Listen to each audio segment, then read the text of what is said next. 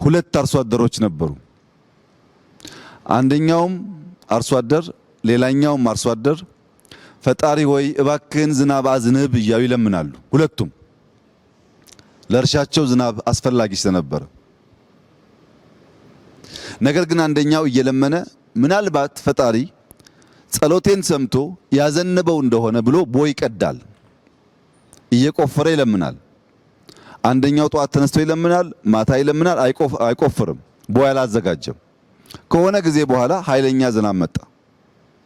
ያ እየለመነ ይጠብቅ የነበረው መልስ አገኘ። ያ እየለመነ ይቆፍር የነበረው መልስ አገኘ። መልሱ ምንድነው? የመጀመሪያው አርሶ አደር ማሳውን በሙሉ ያ ኃይለኛ ዝናብ አጣጥቦ ወሰደበት። ለጸሎት ምላሽ አግኝቷል፣ ስላልተዘጋጀ ግን ተበልቷል። ይሄኛው ሁለተኛው እየጸለየ የቆፈረው ዝናቡ ሲመጣ የሚያስፈልገውን አስቀርቶ የማያስፈልገውን አደጋ ሊያስከትል የሚችለው ኃይል ደግሞ በዚያ ቦይ ውስጥ አለፈ፣ ሰርቫይቭ አደረገ። የኛ ምርጫ እንደሱ ነው።